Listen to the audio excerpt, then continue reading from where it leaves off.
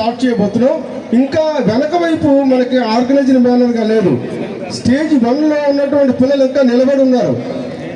Stage 1లో స్టేజ్కి కుడివైపు ఉన్నటువంటి యోగా డెమోన్స్ట్రేటర్ చెప్తున్నానమ్మా. స్టేజ్కి ఎడమవైపు ఉన్నవారు, స్టేజ్కి ఎడమవైపు యోగా డెమోన్స్ట్రేటర్. ఇది రాష్ట్ర ప్రభుత్వ కార్యక్రమంగా నిర్ణయించి చేయించడం జరుగుతున్నది. ఈ కార్యక్రమానికి వచ్చిన అందరికీ సభా సరస్వతి నమః సభాముఖంగా అందరికీ నమస్కరిస్తూ,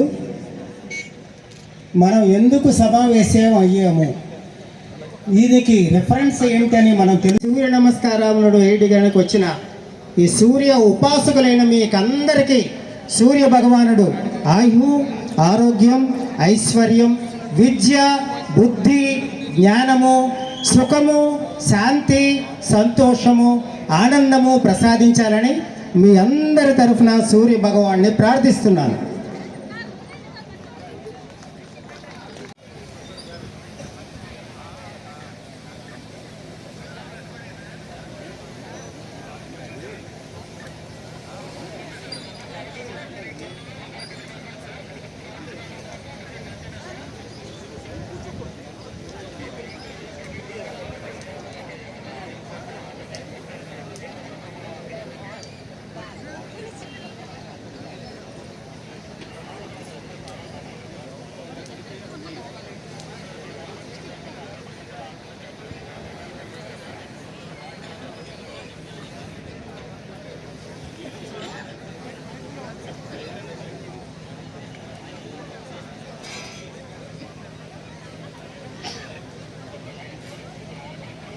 అనంతావై వేదాహ, వేదములలో అనంతమైనటువంటి జ్ఞానం ఉన్నది. ఆ వేదములను విభజించారు. ఆ విభజించిన వేదములలో కృష్ణ యజుర్వేదములో తైత్తిరీయ ఆరణ్యకం నుండి, సూర్య ఉపనిషత్తులో బణ్ పురాణము నుండి ఈ సూర్యుడి తాలూకా ప్రాశస్త్యము ఉన్నది. 33 కోట్ల దేవతలలో అందరూ సూక్ష్మ రూపులే. ఒక్క సూర్య భగవానుడు మాత్రమే ప్రత్యక్ష నారాయణుడు. ఆ శ్రీమన్నారాయణుడు సృష్టి చేయడానికి, వెలుగును ఇవ్వడానికి, ఆహారాన్ని ఇవ్వడానికి సూర్య భగవానుడిని పంపించాడు. మనం చూస్తున్న ఈ సూర్యుడు, భూమి, చంద్రుడు, ఈ 3 ముఖ్య గ్రహాలు మనం చూస్తున్నవి. చూడనివి 6 కలిపి ఈ 9 ఒక సౌర కుటుంబం.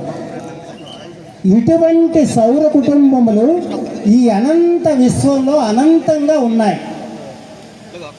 ఇక సూర్యుడి మూలాన్ని లాభములు ఏమిటంటే మీకు అందరికీ తెలుసు. ఆహారమే కాకుండా మరి మన లెవెల్లో చూస్తే ఈ రోజున డి విటమిన్ డెఫిషియన్సీకి సూర్యకాంతి శరీరం మీద పడకపోవడమే ఒక ఉదాహరణ. మనం త్రాగే నీళ్లు రావడానికి ముఖ్య కారణం సూర్యుడు. పనికిరాని సముద్రంలో ఉన్న నీరును మరిగించి ఆవిరిగా చేసి మేఘములలో పెట్టి తన కాంతిని చంద్రుడి మీదకి ప్రసరింపజేసి చంద్రకాంతితో ఆ నీటిని ఆయుర్వేద నీటిగా, ఔషధములతో కూడిన నీటిగా చేసి మీద నుంచి మనకు కురిపించడానికి మూల కారణం సూర్యుడు. అటువంటి ప్రత్యక్ష నారాయణుడైన సూర్యుడు ఇది రాష్ట్ర ప్రభుత్వ కార్యక్రమంగా నిర్ణయించి చేయించడం జరుగుతున్నది. ఈ కార్యక్రమానికి వచ్చిన అందరికీ సభా సరస్వతి నమః సభాముఖంగా అందరికీ నమస్కరిస్తూ, మనం ఎందుకు సమావేశం అయ్యాము, దీనికి రిఫరెన్స్ ఏమిటని మనం సూర్య నమస్కారములు వేయడానికి వచ్చిన ఈ సూర్య ఉపాసకులైన మీకందరికీ సూర్య భగవానుడు ఆయు, ఆరోగ్యం, ఐశ్వర్యం, విద్య, బుద్ధి, జ్ఞానము, సుఖము, శాంతి, సంతోషము, ఆనందము ప్రసాదించాలని మీ అందరి తరఫున సూర్య భగవాన్ని ప్రార్థిస్తున్నాను. అనంతావై వేదాహ, వేదములలో అనంతమైనటువంటి జ్ఞానం ఉన్నది. ఆ వేదములను విభజించారు. ఆ విభజించిన వేదములలో కృష్ణ యజుర్వేదములో తైత్తిరీయ ఆరణ్యకం నుండి సూర్య ఉపనిషత్తులో బణ్ పురాణము నుండి ఈ సూర్యుడి తాలూకా ప్రాశస్త్యము ఉన్నది. 33 కోట్ల దేవతలలో అందరూ సూక్ష్మ రూపులే. ఒక్క సూర్య భగవానుడు మాత్రమే ప్రత్యక్ష నారాయణుడు. ఆ శ్రీమన్నారాయణుడు సృష్టి చేయడానికి, వెలుగును ఇవ్వడానికి, ఆహారాన్ని ఇవ్వడానికి సూర్య భగవానుడిని పంపించాడు. మనం చూస్తున్న ఈ సూర్యుడు, భూమి, చంద్రుడు, ఈ 3 ముఖ్య గ్రహాలు మనం చూస్తున్నవి. చూడనివి 6 కలిపి ఈ 9 ఒక సౌర కుటుంబం. ఇటువంటి సౌర కుటుంబములు ఈ అనంత విశ్వంలో అనంతంగా ఉన్నాయి. ఇక సూర్యుడి మూలాన్ని లాభములు ఏమిటంటే మీకు అందరికీ తెలుసు. ఆహారమే కాకుండా మరి మన లెవెల్లో చూస్తే ఈ రోజున డి విటమిన్ డెఫిషియన్సీకి సూర్యకాంతి శరీరం మీద పడకపోవడమే ఒక ఉదాహరణ. మనం త్రాగే నీళ్లు రావడానికి ముఖ్య కారణం సూర్యుడు. పనికిరాని సముద్రంలో ఉన్న నీరును మరిగించి ఆవిరిగా చేసి మేఘములలో పెట్టి తన కాంతిని చంద్రుడి మీదకి ప్రసరింపజేసి చంద్రకాంతితో ఆ నీటిని ఆయుర్వేద నీటిగా, ఔషధములతో కూడిన నీటిగా చేసి మీద నుంచి మనకు కురిపించడానికి మూల కారణం సూర్యుడు. అటువంటి ప్రత్యక్ష నారాయణుడైన సూర్యుడు ఇది రాష్ట్ర ప్రభుత్వ కార్యక్రమంగా నిర్ణయించి చేయించడం జరుగుతున్నది. ఈ కార్యక్రమానికి వచ్చిన అందరికీ సభా సరస్వతి నమః సభాముఖంగా అందరికీ నమస్కరిస్తూ,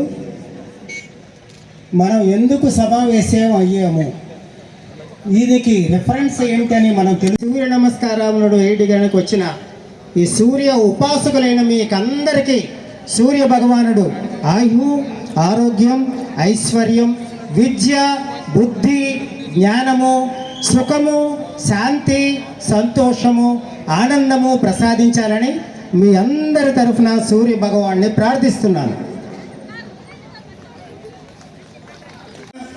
నెంబర్ 2, గాలి పీలిస్తూ హస్త ఉత్తానాసన. నెంబర్ 3, పాద హస్తాసన, గాలి వదులుతూ. నెంబర్ 4, ఎడంకాలు వెనక్కి పట్టుకు వెళుతూ అశ్వ సంచాలాసన. రెండో కాలు కూడా వెనక్కి పట్టుకు వెళుతూ భుజంగాసన, దండాసన, అష్టాంగ నమస్కారాసన. గాలి పీలిస్తూ భుజంగాసన, మేరు పర్వతాసన. ఒక కాలు ముందుకు తెస్తూ అశ్వ సంచాలాసన, పాదహస్తాసన, హస్త ఉత్తానాసన, ప్రణామాసన. చేతులు దించి 1-2 శ్వాసలు విశ్రాంతి తీసుకోండి.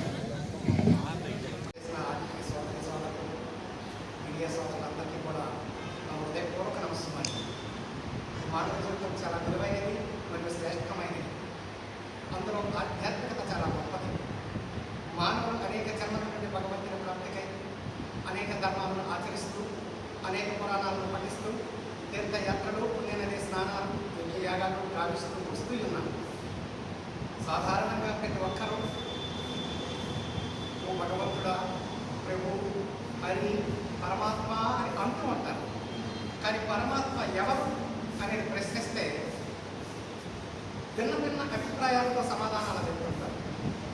పరమాత్మ సత్య పరిచయం ఏ మానవ మాత్రులు చెప్పలేరు. కారణం, మానవులు అల్పజ్ఞుడు, ఒక్క పరమాత్మయే సర్వజ్ఞుడు. స్వయం పరమాత్మ వచ్చి తన గురించి తాము చెప్తున్నంత వరకు ప్రపంచంలో పరమాత్మ సత్య పరిచయాన్ని ఎవ్వరూ తెలియజేయలేదు. అయితే తను ఎప్పుడు వస్తారు? భగవద్గీత 4:7 శ్లోకం చూస్తే యదా యదా హి ధర్మస్య గ్లానిర్భవతి భారత అభ్యుత్థానాం అధర్మస్య తదాత్మానం సృజామి. ఎప్పుడెప్పుడైతే ధర్మానికి హాని కలుగుతుందో, అధర్మం అతిగా పెరిగిపోవును, సత్య ధర్మ స్థాపన కొరకు నేను వస్తానని పరమాత్మ వాగ్దానం. అయితే ఆ సమయం ఎప్పుడు జరుగుతుంది? ఆత్మిక సోదరి సోదరులారా, ప్రస్తుతం అదే సమయం నడుస్తుంది. ఎక్కడ చూసిన అధర్మం, అన్యాయం, మోసం, కుట్ర, దుఃఖం, అశాంతి, అనారోగ్యం, భ్రష్టాచారం, ప్రతి ఇంటిలో కూడా ఆస్తి కోసం వివిధ గొడవలు. ఒక స్త్రీ, ఒక ఆడపిల్ల ఇంటి నుండి బయటకు వెళ్ళలేని పరిస్థితి నడుస్తుంది. ఇటువంటి కలియుగ అంతిమ సత్యుగ ఆరంభ సంధి సమయంలో స్వయం నిరాకార పరమాత్ముడు తను చెప్పిన వాగ్దాన ప్రకారం భారతభూమిలో అవతరించి బ్రహ్మకుమారి ఈశ్వరీయ విశ్వవిద్యాలయాన్ని స్థాపించి తన పరిచయాన్ని, మన పరిచయాన్ని, ఈ కాలచక్రం ఎలా నడుస్తుందన్నటువంటి సత్య జ్ఞానము స్వయం పరమాత్మ తెలియజేస్తూ ఉన్నారు. ప్రపంచంలో ఎన్నో ఆధ్యాత్మిక సంస్థలు ఉన్నాయి. అవి అన్నీ కూడా సాధారణమైన కొన్ని విషయాలు చెప్పడానికి మాత్రమే. మంచిగా నడవండి, మంచిగా ఉండండి, ఎవరికి మోసం చేయకండి, ఎవరికి దుఃఖం ఇవ్వకండి, అందరినీ మంచిగా ఆలోచించండి అని సాధారణ విషయాలు మాత్రమే చెప్తారు. స్వయం భగవంతుడు మాత్రమే సత్య జ్ఞానం తెలియజేయగలరు. అది ఈ బ్రహ్మకుమారి ఈశ్వరీయ విశ్వవిద్యాలయం మాత్రమే జరుగుతుంది. ఎందుకంటే కల్పములు మొత్తం 4 యుగాల్లో ఒక రోజులో చూడండి, ఉదయం, మధ్యాహ్నం, సాయంకాలం, రాత్రి తప్ప మళ్ళీ ఉదయమే వస్తుంది. అదేవిధంగా మొత్తం ఈ కల్పములో 4 యుగాలు. సత్యయుగం, దాన్ని కృతయుగం అంటారు. త్రేతాయుగం, ద్వాపరయుగం, కలియుగం. కలియుగ అంతిమ సత్యుగ ఆరంభ సంధి సమయంలో స్వయం నిరాకార శివపరమాత్ముడికి రావాల్సి ఉంటుంది భారతదేశంలో. అది కూడా భారతదేశంలోనే వస్తారు. భారతదేశంలో వచ్చి తన యొక్క యథార్థ జ్ఞానాన్ని తెలియజేస్తున్నారు. ఇప్పుడు బయట మనకి అర్థం కావడం లేదు జ్ఞానం ఎందుకు. మనం ఎంతవరకు వేదశాస్త్ర పురాణాల్లో మానవులు రాసినటువంటి జ్ఞానం డిఫరెన్స్గా ఉంది, స్వయం భగవంతుడికి చెప్పిన జ్ఞానం డిఫరెన్స్గా ఉంది. ఆయన సత్యాన్ని చెప్తున్నాడు. ఆ సత్యం కూడా ఎవరు గ్రహించగలరు? మొత్తం ప్రపంచంలో ఏ ఆత్మలైతే కల్ప క్రితం ఆ జ్ఞానాన్ని గ్రహించారో వాళ్ళే గ్రహించగలరు. ఎందుకంటే చూడండి, ఒక 100 మంది మెడికల్ స్టూడెంట్స్ ఉంటారు. అందరూ కూడా డాక్టర్లు అవ్వాలి, నెంబర్ వారుగా ఉంటారు. ఈ కాలచక్రంలో కూడా 800 కోట్ల మానవాత్మలో కొంతమంది మాత్రమే స్వయం నిరాకార శివ పరమాత్మని తెలుసుకోగలరు, యథార్థంగా ఆయనతో సంబంధం జోడించగలరు. ఈరోజు కూడా నేను అక్కడికి రాలేదు కొన్ని కారణంగా, వేరే క్యాంప్కి వెళ్ళిపోయి అక్కడ యోగాని పెట్టించుంటాను. యోగా అంటే శారీరకంగా యోగా చేయిస్తున్నారు, మానసికంగా లేదు. శారీరకంగా ఆరోగ్యంగా ఉండడం అవసరమే, శరీరాన్ని మనం ఆరోగ్యంగా ఉంచాలి. కానీ స్వయం ఈ శరీరాన్ని నడిపించే అతీతంగా ఉన్నటువంటి ఒక చైతన్య శక్తి ఏదైతే ఉందో దాన్ని జాగృతం కావాలంటే స్వయం నిరాకార జ్యోతి స్వరూపుడైన పరమాత్మతోనే సంబంధం జోడించాలి. ఒకవేళ సంబంధం జోడించాలంటే ఆయన పరిచయం తెలియాలి. ఆ పరిచయం తెలియాలంటే ఒక 10 నిమిషాల్లో, అరగంటలో, గంటలో తెలియదు. ఒక విద్యార్థి నన్ను అడిగాడు అనుకోండి, అనే గారు నేను డాక్టర్ ఎలా కావాలని, నువ్వు బాగా చదువుకో, ఎంసెట్ సీట్ వస్తుంది, మెడికల్ సీట్ వస్తుంది, 7 సంవత్సరాలు చదివితే నువ్వు డాక్టర్ అయిపోతావు అని చెప్పాను. కానీ ఆయన అంతా చదివేసరికి ఎంత పడుతుంది. అలాగే ఇక్కడ కూడా జ్ఞానం తెలుసుకోవాలంటే ఒక 7 days కోర్స్ ఉంటుంది, ఉచితంగా చెప్పబడుతుంది ఈ ప్రజాపిత బ్రహ్మకుమారి ఈశ్వరీయ విశ్వవిద్యాలయంలో.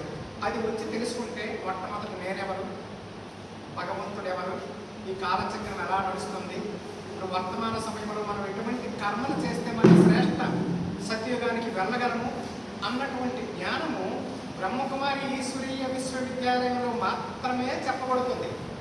ఈ మధ్యన యూట్యూబ్లంట ఈ బ్రహ్మకుమారి ఈశ్వరీయ విశ్వవిద్యాలయానికి వ్యతిరేకంగా ఎన్నో క్లాసెస్ వచ్చాయి. అందులో కూడా చాలామందికి అర్థం కావడం లేదు. ఒక విషయం నేను చాలా అందులో చూశాను, పవిత్రత. మీరు పవిత్రత అంటున్నారు ఏంటండి ఇదని అడిగితే వాళ్ళు అంటే కరెక్ట్ అయిన జవాబు వాళ్ళకి అర్థం కావడం లేదు, మన వాళ్ళు అర్థమయ్యేటట్టు కూడా కొద్దిగా తేడా. పవిత్రత అంటే చూడండి, కాలచక్రంలో సత్యత్రేత యుగాల్లో మనం పవిత్రంగా ఉండేవాళ్ళం, యోగ బలంతో సంతానం కలిగేది. ద్వాపర యుగం నుండి మనం దేహాభిమానంలోకి వచ్చి వికారాలకు వశమైన కారణంగా మనము స్త్రీ పురుషుల సంయోగంతో సంతానోత్పత్తి జరగడం ప్రారంభమైంది. ద్వాపర యుగం నుండి కలియుగ అంతం వరకు కూడా మనం అలాగ కిందకి దిగజారుతూ వచ్చాము. ఇది ఎవరు తప్పకుండా కాదు, ఎందుకంటే భగవంతుడు రాలేదు. అది కూడా ఒక శ్రేష్టమైన పని అనుకున్నాం. వికారాల్లోకి వెళ్ళడం కూడా శ్రేష్టమైన పని అనేసి మనం అనుకుంటూ ద్వాపర యుగం నుండి కిందకి దిగజాల్సి వచ్చాం. ఇప్పుడు స్వయం భగవంతుడు అవతరించి చెప్తున్నాడు. భగవద్గీతలో కూడా ఉంది, ఓ అర్జున, ఎవరైతే కామ క్రోధ లోభ మోహ అహంకారాలను జయిస్తాడో అట్టి వాడే యోగి, అట్టి యోగియే నాకు అతి ప్రేమం అని భగవద్గీతలో కూడా చెప్పబడింది. మొత్తం పవిత్రంగా ఉండడం అంటే చూడండి, ఒక భవాని మానేస్తారు 15 రోజులు పవిత్రంగా ఉంటారు, ఒక అయ్యప్ప మానేస్తారు 42 రోజులు పవిత్రంగా ఉంటారు. ఈ బ్రహ్మకుమారి ఈశ్వరీయ విశ్వవిద్యాలయంలో జీవితాంతరం పవిత్రంగా ఉండాలనేది అది పరమాత్మ ఆజ్ఞ. అయితే అలాగే అందరూ ఉంటారా? ఎవరికి ఆ పాత్ర ఉందో వాళ్ళు ఉండగలరు. ఒకడు బీడీ తాగిన వాడు మానడంటే మానలేడు, వాడు టీ తాగిన వాడు మానడంటే మానలేడు. కానీ వాడు అయ్యప్ప మానేసి 40 రోజులు ఉంటున్నాడే, ఆ 40 రోజులు అయ్యప్ప మానేసేటప్పుడు స్వామియే అని పిలువబడుతున్నాడు.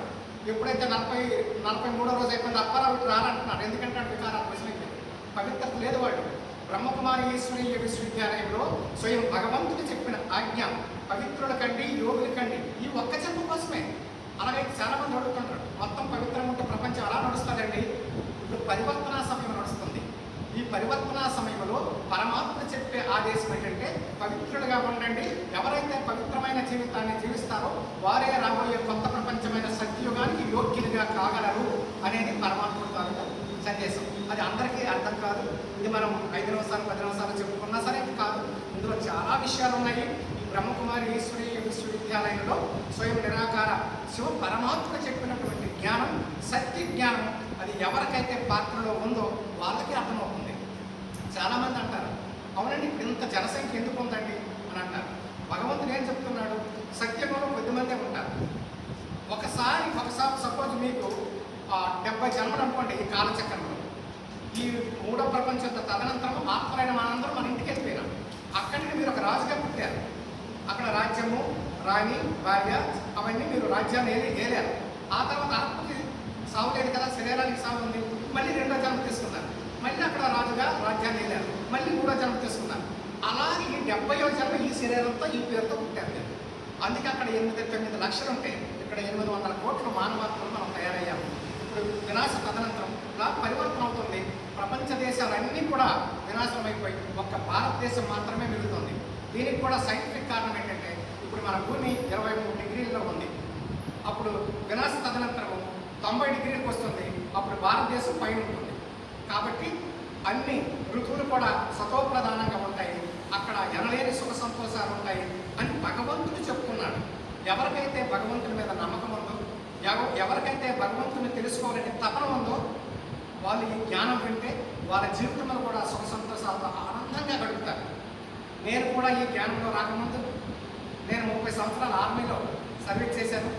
అప్పుడు భగవంతుడు కావాలని వెతుకులాడాను, ఎన్నో తీర్థయాత్రలు చేశాను, ఎన్నో పుస్తకాలు పఠించాను, ఎన్నో గురువుల దగ్గరికి వెళ్ళాను, అయినా నాకు సంతృప్తి కలగలేదు.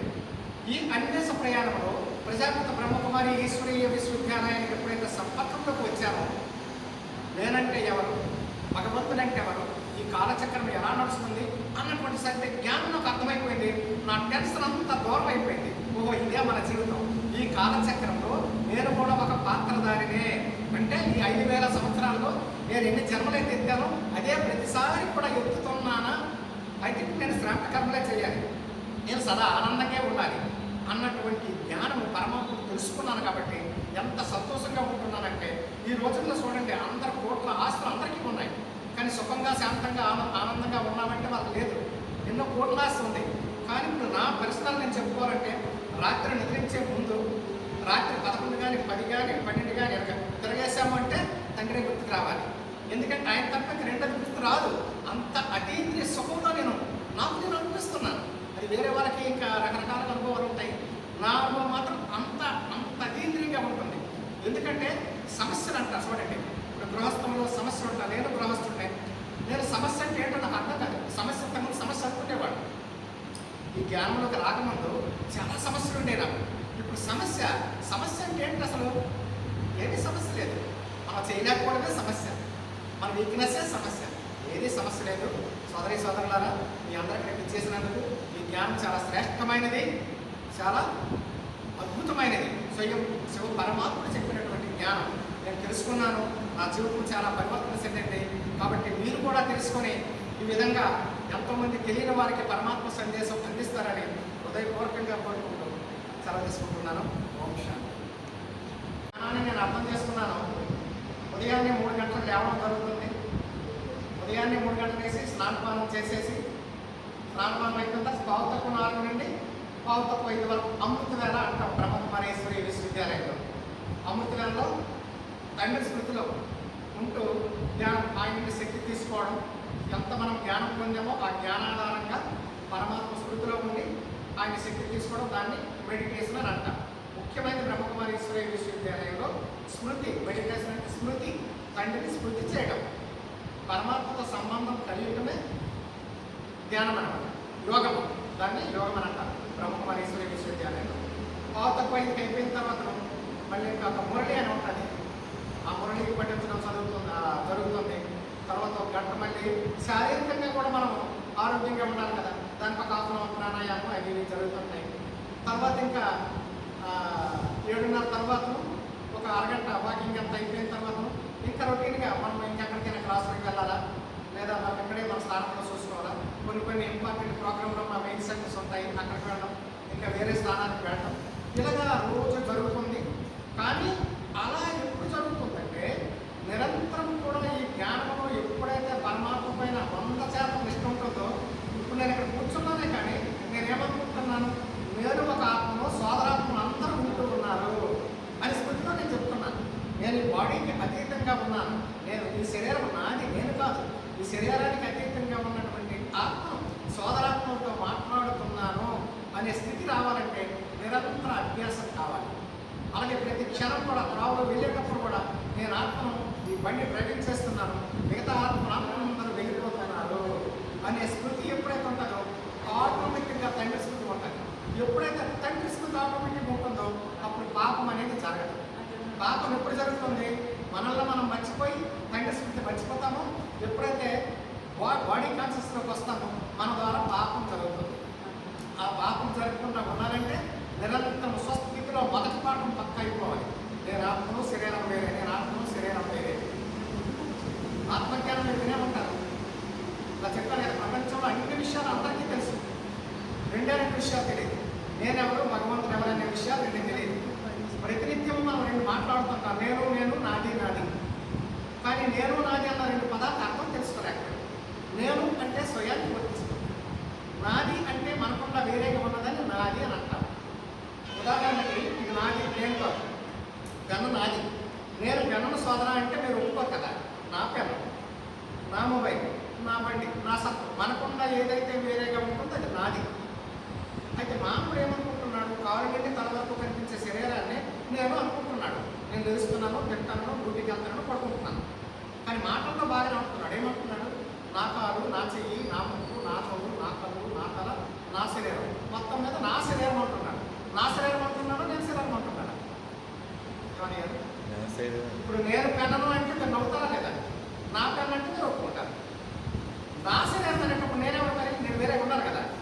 అదే ఈ శరీరానికి ఉన్న అతీతంగా ఉన్నటువంటి ఒక శక్తి ఏదైతే ఉందో దాన్ని వాడుక భాషలో ప్రాణం అంటారు, ఇంగ్లీష్లో సోల్ అంటారు, విద్యార్థి భాషలో ఎనర్జీ అంటారు, ఆధ్యాత్మిక భాషలో ఆత్మ అంటారు. మనము ఆత్మలం.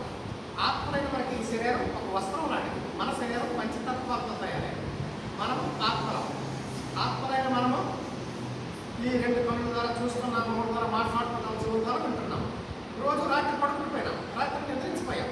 నిద్రించేటప్పుడు 2వ రోజు లేచాం. ఆత్మైన మనం ఉన్నాం కాబట్టి శరీరాన్ని మొయ్యగలుగుతున్నాం. ఒకరోజు నిద్రించాము, ఆత్మని నేను వెళ్ళిపోయినాను. నా బాడీని మొయ్యడానికి 4 రావాలి. ఎందుకు నేననేవాడు లేరు, వెళ్ళిపోయినాను. ఏదైతే వెళ్ళిపోయిందో అది నేను, ఉండిపోయింది నాది. అదే నేను నాది అన్నదానికి తేడా. మనం ఒక ఎనర్జీ, పరమాత్మ కూడా ఒక సుప్రీం ఎనర్జీ. అంటే ఇది చాలా విస్తారంగా నేను ఎప్పుడైనా చెప్తే వినండి, చదవండి, అవన్నీ తెలుసుకోండి. ఈ ధ్యానం చాలా ఇంపార్టెంట్ అయింది. నాకు మాత్రం నా జీవితంలో నాకు చాలా మార్పు చెందడానికి అవకాశం దొరికిందని ఆ ప్రభువుకి ఎల్లప్పుడూ కూడా నేను ధన్యవాదాలు చెప్తూనే ఉంటాను. ధన్యవాదాలు. చేసిన ఆర్థిక సోదరులు, మీడియా సోదరులందరికీ కూడా నా హృదయపూర్వక నమస్కారం. మానవ జీవితం చాలా విలువైనది మరియు శ్రేష్టమైనది. అందులో ఆధ్యాత్మికత చాలా గొప్పది. మానవులు అనేక జన్మల నుండి భగవంతుని ప్రాప్తికై అనేక ధర్మాలను ఆచరిస్తూ, అనేక పురాణాలను పఠిస్తూ, తీర్థయాత్రలు, పుణ్యనది స్నానాలు, యజ్ఞయాగాలు గావిస్తూ వస్తూ ఉన్నాను.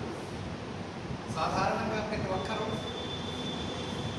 ఓ భగవంతుడా, ప్రభు, హరి, పరమాత్మ అని అంటూ ఉంటారు. కానీ పరమాత్మ ఎవరు అనేది ప్రశ్నిస్తే భిన్న భిన్న అభిప్రాయాలతో సమాధానాలు చెప్తుంటారు. పరమాత్మ సత్య పరిచయం ఏ మానవ మాత్రులు చెప్పలేరు. కారణం మానవులు అల్పజ్ఞుడు, ఒక్క పరమాత్మయే సర్వజ్ఞుడు.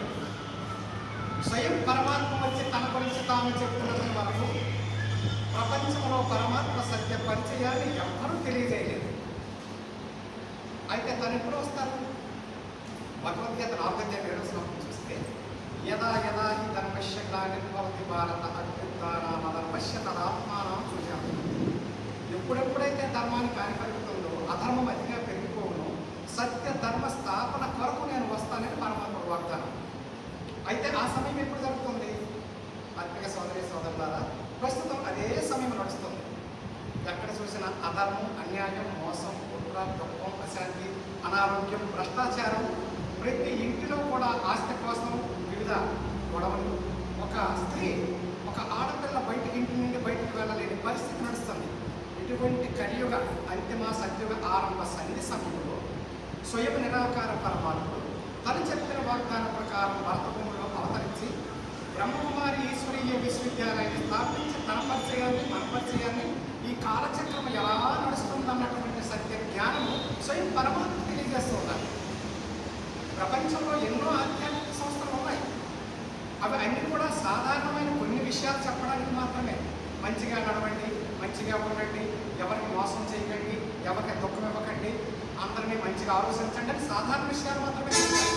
స్వయం భగవంతుడు మాత్రమే సత్య జ్ఞానం తెలియజేయగలరు. అది ఈ బ్రహ్మకుమారి ఈశ్వరీయ విశ్వవిద్యాలయం మాత్రమే జరుగుతుంది.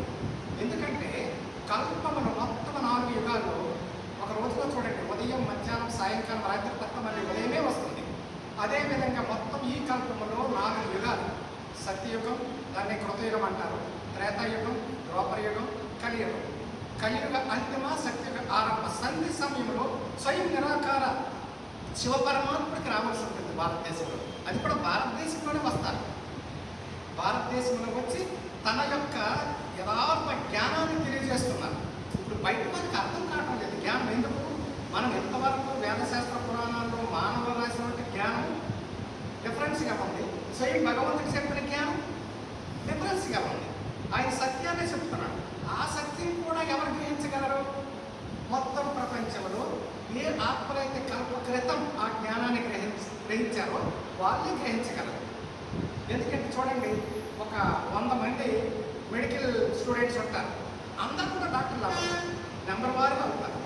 ఈ కాలచక్రంలో కూడా 800 కోట్ల మానవాత్మలో కొంతమంది మాత్రమే స్వయం నిరాకార శివ పరమాత్మని తెలుసుకోగలరు, యథార్థంగా ఆయనతో సంబంధం జోడించగలరు. ఈరోజు కూడా నేను అక్కడికి రాలేదు కొన్ని కారణంగా, వేరే క్యాంప్కి పోయి అక్కడ యోగాని పెట్టించుంటాను. యోగా అంటే శారీరకంగా యోగా చేయిస్తున్నారు, మానసికంగా లేదు. శారీరకంగా ఆరోగ్యంగా ఉండడం అవసరమే, శరీరాన్ని మనం ఆరోగ్యంగా ఉంచాలి.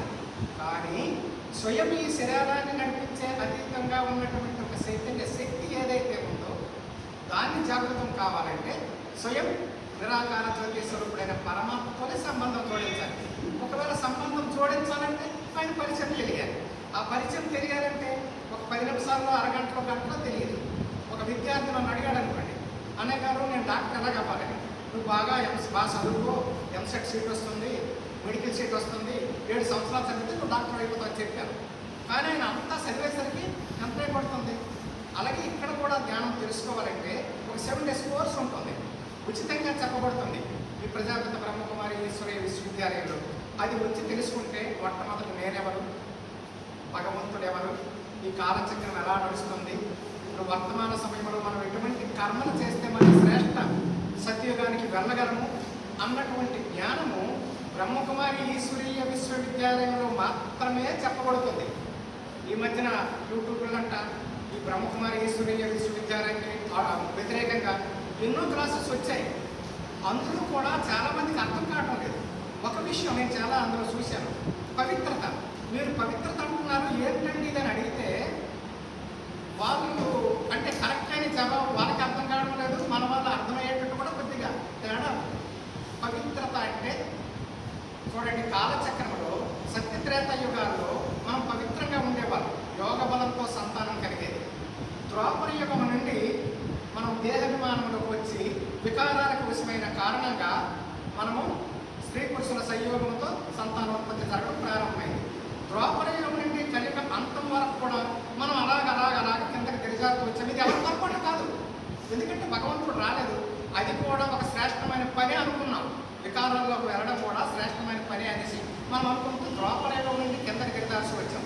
ఇప్పుడు స్వయం భగవంతుడు అతనికి చెప్తున్నాడు, భగవద్గీతలో కూడా ఉంది, ఓ అర్జున, ఎవరైతే కామ క్రోధ లోక మోహ అహంకారాలను జయిస్తాడో అట్టి వాడే యోగి, అట్టి యోగియే నాకు అతి ప్రేమ అని భగవద్గీతలో కూడా చెప్పబడింది.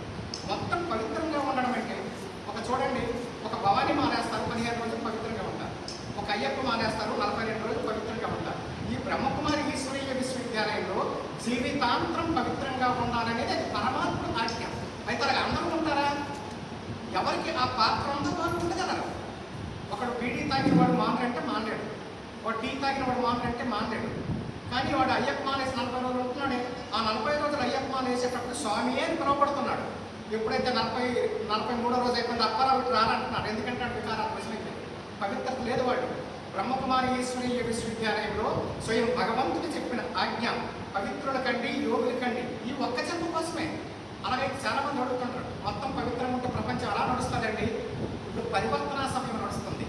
ఈ పరివర్తనా సమయంలో పరమాత్మ చెప్పే ఆదేశం ఏంటంటే పవిత్రులుగా ఉండండి. ఎవరైతే పవిత్రమైన జీవితాన్ని జీవిస్తారో వారే రాబోయే కొత్త ప్రపంచమైన సత్యయుగానికి యోగ్యులుగా కాగలరు అనేది పరమాత్మ తాలూకా సందేశం. అది అందరికీ అర్థం కాదు. ఇది మనం 5 నిమిషాలు 10 నిమిషాలు చెప్పుకున్నా సరే కాదు, ఇందులో చాలా విషయాలు ఉన్నాయి. ఈ బ్రహ్మకుమారి ఈశ్వరీయ విశ్వవిద్యాలయంలో స్వయం నిరాకార శివ పరమాత్మ చెప్పినటువంటి జ్ఞానం, సత్య జ్ఞానం, అది ఎవరికైతే పాత్రలో ఉందో వాళ్ళకి అర్థమవుతుంది. చాలామంది అంటారు, అవునండి ఇప్పుడు ఇంత జనసంఖ్య ఎందుకు ఉందండి అని అంటారు. భగవంతుడు ఏం చెప్తున్నాడు?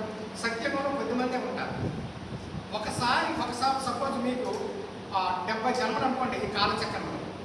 ఈ 3వ ప్రపంచ యుద్ధ తదనంతరం ఆత్మలైన మనందరం మన ఇంటికి వెళ్ళిపోయినాం. అక్కడి నుండి మీరు ఒక రాజుగా పుట్టారు.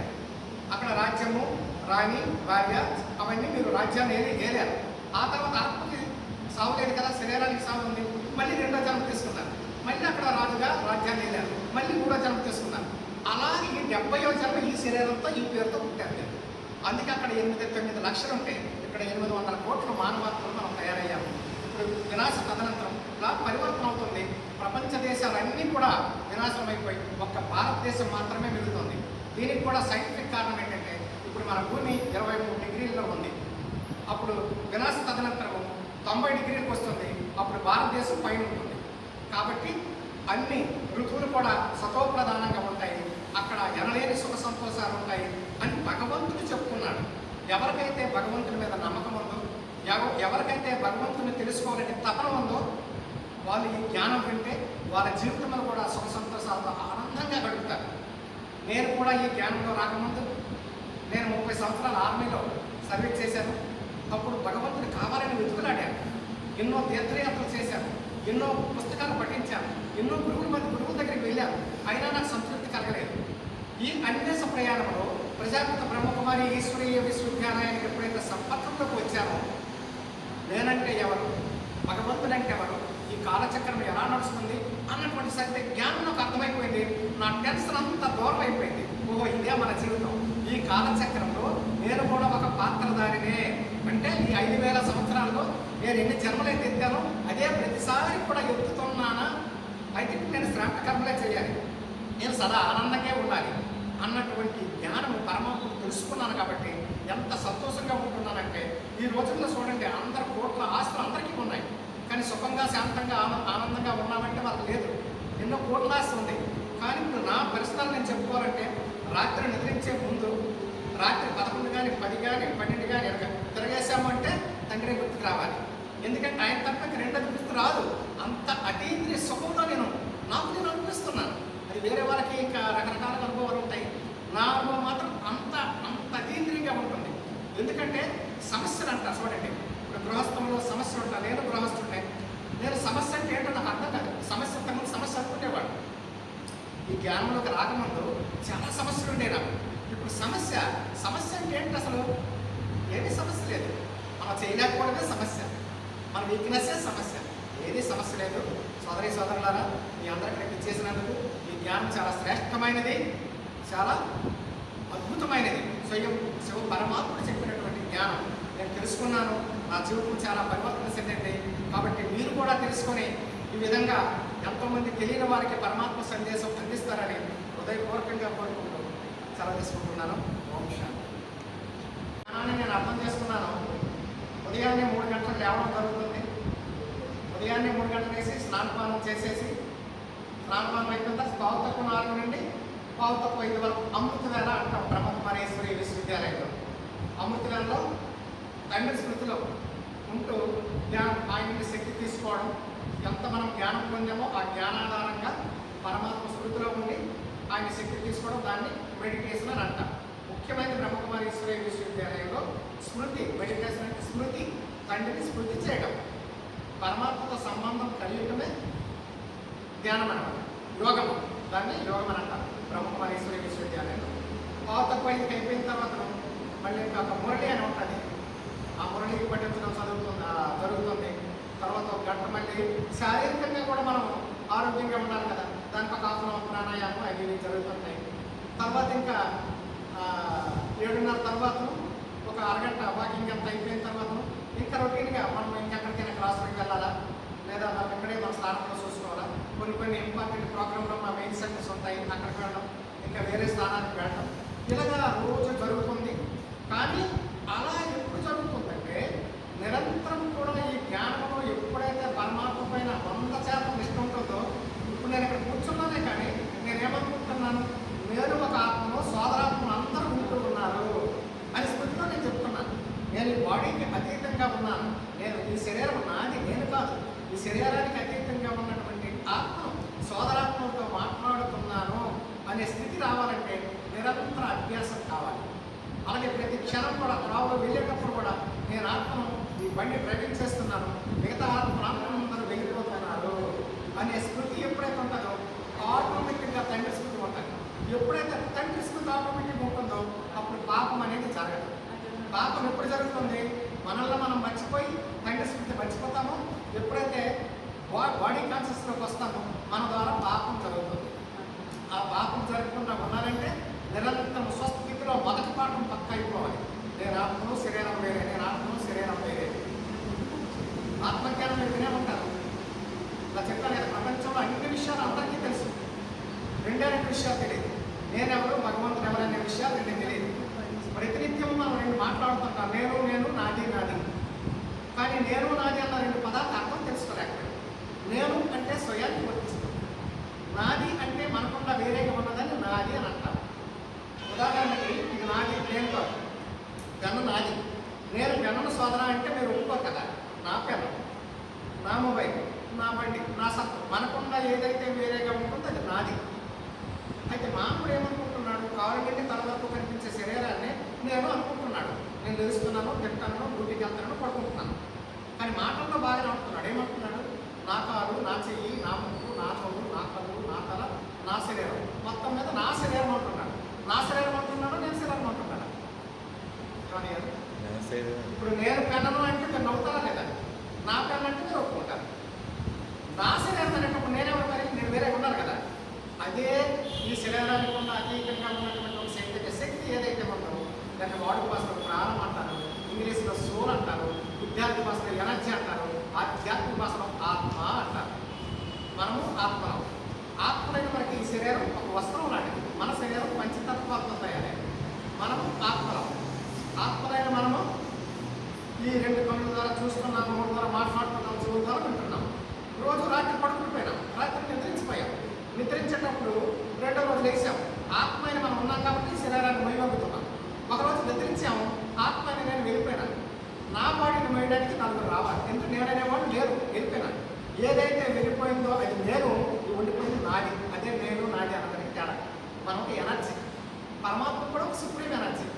అంటే ఇది చాలా విస్తారంగా నేను ఎప్పుడైనా చెప్తే వినండి, చదవండి, అవన్నీ తెలుసుకోండి. ఈ ధ్యానం చాలా ఇంపార్టెంట్ అయింది. నాకు మాత్రం నా జీవితంలో నాకు చాలా మార్పు చెందడానికి అవకాశం దొరికిందని ఆ ప్రభువుకి ఎల్లప్పుడూ కూడా నేను ధన్యవాదాలు చెప్తూనే ఉంటాను. ధన్యవాదాలు. మీరు తెలుసు మీకు అందరికీ. దయచేసి ఆర్గనైజ్డ్ మేనర్గా కూర్చోండి. అక్కడ ఆ సెంటర్లో ఇంక జిగ్జాగ్గా ఉంది, అక్కడ బ్యాగులు తీయండి, దయచేసి అక్కడ బ్యాగ్స్ తీసేయండి. వాటర్ బాటిల్స్ తప్ప బ్యాగ్స్ ఉండకూడదు. అక్కడ గన్నీ బ్యాగ్ ఒకటి ఉంది, మేడం గారు ఎవరిదారు సైడ్కి పెట్టించండి. గన్నీ బ్యాగ్స్ ఇంకా కొంతమంది గన్నీ బ్యాగ్స్ ఇంకేవో పెట్టారు, అవి మనకి ఆ ఫొటోస్ తీసి షూట్ చేసినంత నీట్గా కనబడవు కాబట్టి దయచేసి సైడ్కి పెట్టుకోండి. మీ చెప్పల్స్ సైడ్కి పెట్టండి, కాస్త దూరంగా ఎదురుగా ఉంచొద్దు. చెప్పల్స్ బ్యాగ్స్ కూడా కాస్త సైడ్కి పెట్టుకోండి. చెప్పల్స్ ఇక్కడ ఎదురుగా ఎవరో పెట్టారు, దయచేసి రిమూవ్ చేశారు. లోపల సెంటర్ పెట్టుకోండి. ఏంటమ్మా ఆర్డర్లో పెట్టండి, ఆర్డర్ పెట్టుకోండి. ఈ లెవెల్ దయచేసి ఆ చెప్పల్స్ బ్యాగ్స్ సైడ్కి పెట్టుకోండి, కనబడకుండా సెంటర్లో పెట్టద్దు. చెప్పల్స్ బ్యాగ్స్ సెంటర్లో పెట్టద్దు. ఇంకా బ్యాగ్ మేడం గారు వరకు బ్యాగ్స్ ఉన్నాయి, బ్యాగ్ని దయచేసి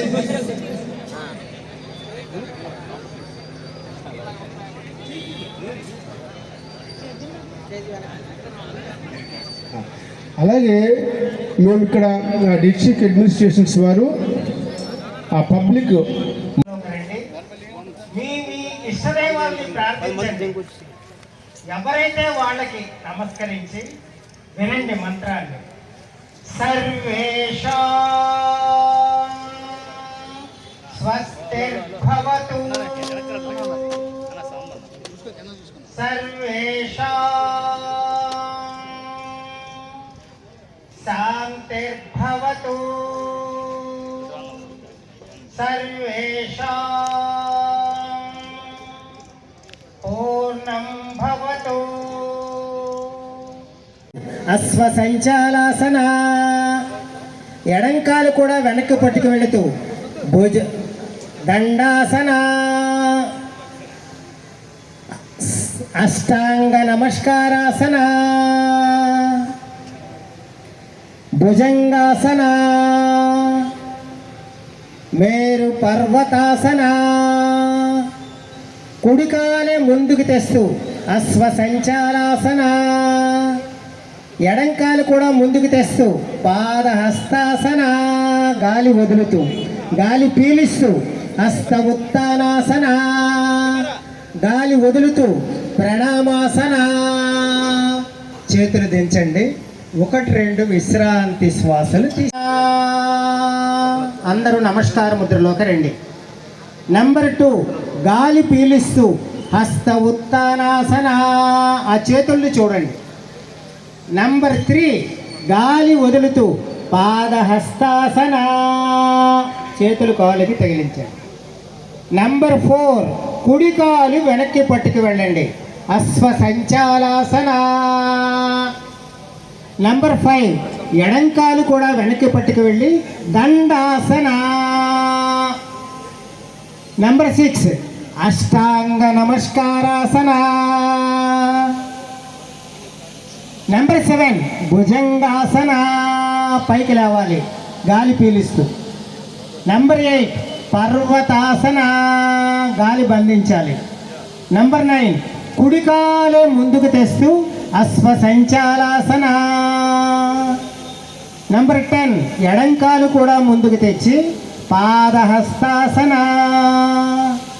నెంబర్ 11 గాలి పీలిస్తూ హస్త ఉత్తానాసన, గాలి వదులుతూ నమస్కారాసన. చేతులు దించండి, 1-2 శ్వాసలు తీసుకోండి.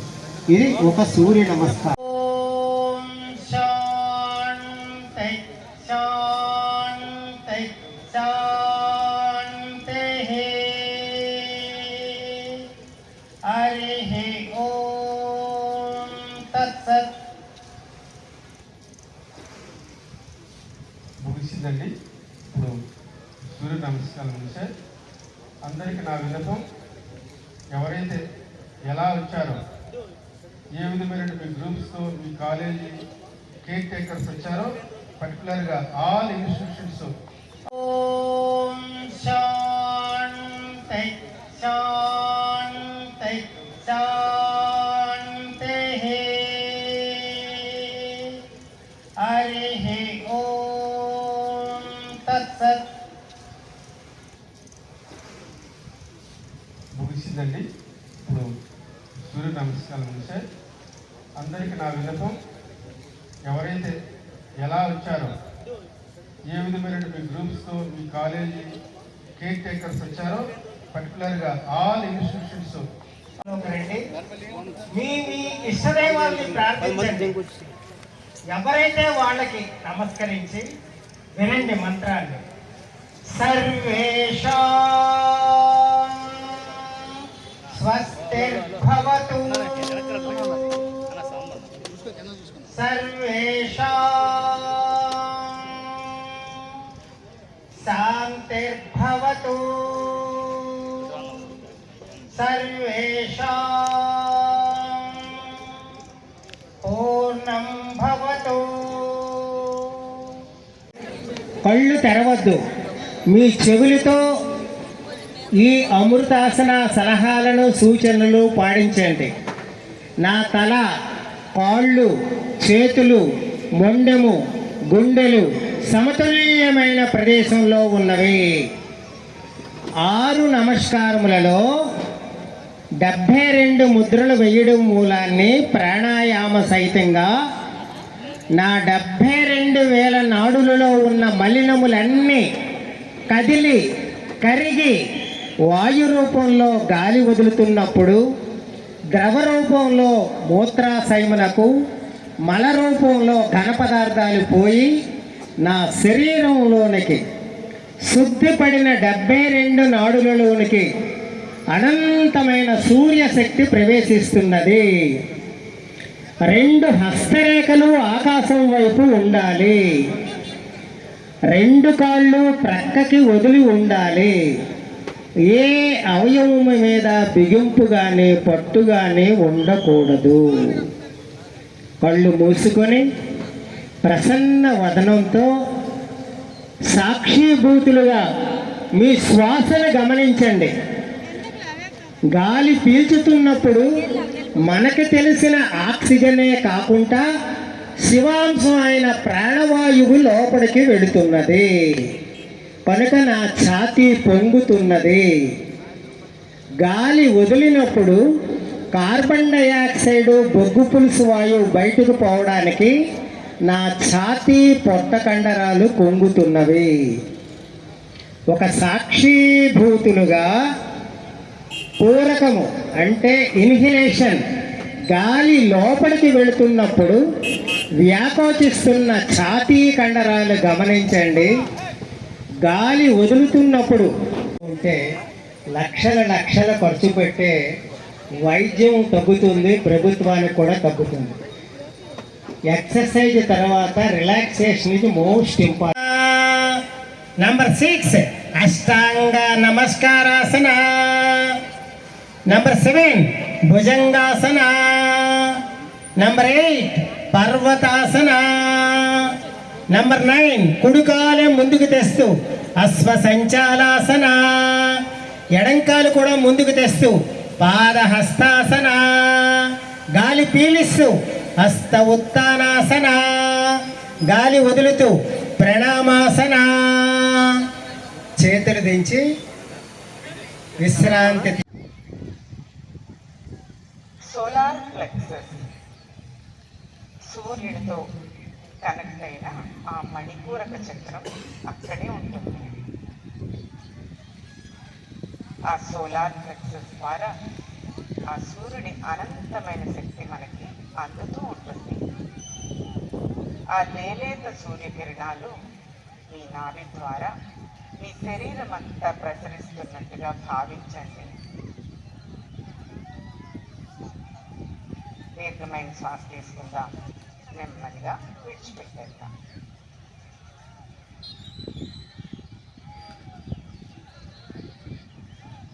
ఛాతి భాగము గమనించండి. కుడి భుజము, కుడి మోచేయి, మొత్తం కుడి చేయి. దీర్ఘమైన శ్వాస పీల్చండి, విడిచిపెట్టండి. ఎడమ భుజము, ఎడమ మోచేయి, మొత్తం ఎడమ చేయి. దీర్ఘమైన శ్వాస పీల్చండి, విడిచిపెట్టండి. కంఠము, ముఖము, తల పై భాగం. దీర్ఘమైన శ్వాస పీల్చండి, విడిచిపెట్టండి. కనుబొమ్మల మధ్య భాగం. దీర్ఘమైన శ్వాస పీల్చండి, విడిచిపెట్టండి. తల పై భాగం దీర్ఘమైన శ్వాస పీల్చండి, విడిచిపెట్టండి. ఈ శరీరం ప్రకృతి ఇచ్చిన అందమైన వరం, దాన్ని గౌరవిద్దాం. శ్వాసను గమనించండి. పీల్చే ప్రతి ఒక భావన ఎంత భావం తద్భవతి. నేను ప్రాణాయామం చేశాను. ఆక్సిజన్తో పాటు అద్భుతమైన ప్రాణశక్తి వాయు రూపంలో ఊపిరితిత్తుల్లోకి వెళ్ళి ద్రవ రూపంగా మారి గుండెల నుంచి నా 72,000 నాడుల మూలలోనికి, కణ కణములలోనికి, నరములలోనికి, రోమములలోనికి వెళుతున్నది అని ప్రసన్న వదనంతో 2 చెక్కిళ్ళు సడలించి చెక్కిలిపై చిల్లిలిపడి నవ్వుతూ మీ కనుబొమ్మల మధ్య వెలుగుతున్న ఒక దివ్యమైన కాంతిని ఊహిస్తూ, భావిస్తూ, దర్శిస్తూ హరి ఓం. కళ్ళు తెరవండి. విశ్రాంతిగా ఉందా? వెన్ను నిటారుగా పెట్టుకుందాం. భుజాలు వదులుగా పెట్టుకుందాం. కళ్ళు మూసుకుందాం. ఒక చక్కటి చిరునవ్వు ముఖం మీద. విశ్రాంతిగా ఉందాం. 2 అరచేతులు మీ మోకాళ్ళ మీద, అరచేతులు ఆకాశాన్ని చూస్తూ ఉంటాయి. దీర్ఘమైన శ్వాస పీల్చుకుందాం, నెమ్మదిగా విడిచిపెట్టేద్దాం. ఇంకో దీర్ఘమైన శ్వాస పీల్చుకుందాం, నెమ్మదిగా విడిచిపెట్టేద్దాం. ఈ చుట్టుపక్కల వాతావరణంలో శబ్దాలు గమనించండి. మాటలు, వెహికల్స్ చేసే శబ్దాలు, పైన డ్రోన్ చేసే శబ్దం. ఈ శబ్దాలన్నింటినీ అంగీకరించండి. Be in harmony with all the sounds around you. దీర్ఘమైన శ్వాస తీసుకుందాం, నెమ్మదిగా విడిచిపెట్టేద్దాం. శరీరాన్ని గమనిద్దాం. కుడి పాదం దీర్ఘమైన శ్వాస తీసుకుందాం, విడిచిపెట్టేద్దాం. కుడి మోకాలు, కుడి తొడ దీర్ఘమైన శ్వాస తీసుకుందాం, విడిచిపెట్టేద్దాం. ఎడమ పాదం ఆసనం లాగా కుడివైపుకు తిరగండి. Right hand side. కుడి చేతిని తలదిండు వలె పెట్టుకోండి. ఎందుకంటే ఎడమ వైపున గుండె ఉంటుంది కనుక ఎడమ వైపు తిరగకూడదు. 2 మోకాళ్ళు వెనక్కి మడవండి. Fold back knees. మీ ఎడమ చేతిని ముందుకి హృదయం ప్రక్కగా నేల మీద పెట్టుకోండి. ఎడమ చేతిని నేల మీద. ఎడమ అరచేయి వేళ్ళతోటి కుడి మోచేయి సహాయంతో లేచి కూర్చోండి. అప్పుడే కళ్ళు తెరవద్దు. స్టేజ్ వైపు తిరగండి, కళ్ళు మూసుకొనే. ఒక్కసారి 2 చేతుల్ని రబ్ చేయండి. అమృతాసనంలో లభించినటువంటి సౌర శక్తిని మన కళ్ళల్లోనికి, ఎప్పుడైనా అభయవర్ణ హస్తాల్లో ఉన్న విశ్వశక్తిని మన కళ్ళల్లోకి ప్రవేశపెట్టుకొని ఉదయం లేచేటప్పుడు ఒక దైవ ప్రార్థనని చేసుకోవడం. ఇక ముఖ్యమైనటువంటిది శారీరక వ్యాయామం అయిన తర్వాత ప్రాణాయామము. దాని పేరే ప్రాణము. ఇది ఎక్కడ దొరకదు, ఒక్క పరమేశ్వరుని దగ్గర తప్పించి. ఆక్సిజన్ మాత్రం దొరకవచ్చు మీకు, కానీ ప్రాణం దొరకదు. ఆ ప్రాణాన్ని ఎలాగ మన శరీరానికి అందివ్వాలనేది చేసేదే సులభ ప్రాణాయామం అని ఒక 3 రౌండ్లు ఇప్పుడు చేస్తున్నాం. దీని పేరు సులభ నాడీ శోధన ప్రాణాయామ. అంటే మనకు 2 ముక్కు రంధ్రాలు ఉన్నాయని తెలుసు, కానీ ఎందుకు ఉన్నాయో ఋషులు మాత్రమే కనుగొని చెప్పినది. సమతుల్యమైన ఆరోగ్యం గురించి అందరూ కుడి చేతిని తీయండి. ఈ విధంగా హస్తముద్ర పెట్టండి.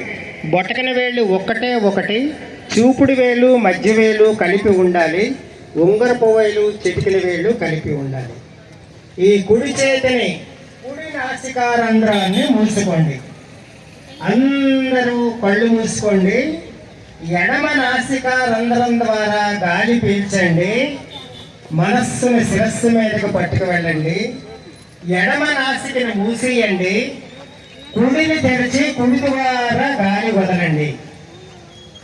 No change. కుడి ద్వారా గాలి పీల్చండి. కుడి నాసికారంధ్రాన్ని ముయ్యండి.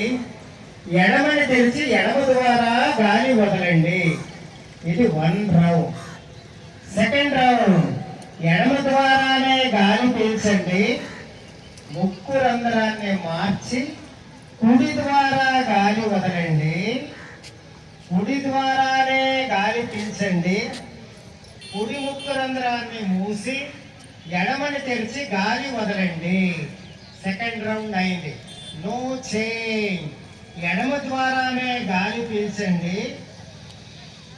ఎడమను మూసి కుడి ద్వారా గాలిని వదలండి. స్టార్ట్ చేయబోతున్నాం. ఇంకా వెనక వైపు మనకి ఆర్గనైజ్డ్ మేనర్గా లేదు. స్టేజ్ 1లో ఉన్నటువంటి పిల్లలు ఇంకా నిలబడి ఉన్నారు. స్టేజ్ 1లో స్టేజ్కి కుడివైపు ఉన్నటువంటి యోగా డెమోన్స్ట్రేటర్ చెప్తున్నానమ్మా. స్టేజ్కి ఎడమవైపు ఉన్నవారు, స్టేజ్కి ఎడమవైపు యోగా డెమోన్స్ట్రేటర్ స్టార్ట్ చేయబోతున్నాం. ఇంకా వెనక వైపు మనకి ఆర్గనైజ్డ్ మేనర్గా లేదు. స్టేజ్ 1లో ఉన్నటువంటి పిల్లలు ఇంకా నిలబడి ఉన్నారు. స్టేజ్ 1లో స్టేజ్కి కుడివైపు ఉన్నటువంటి యోగా డెమోన్స్ట్రేటర్ చెప్తున్నానమ్మా. స్టేజ్కి ఎడమవైపు ఉన్నవారు, స్టేజ్కి ఎడమవైపు యోగా డెమోన్స్ట్రేటర్.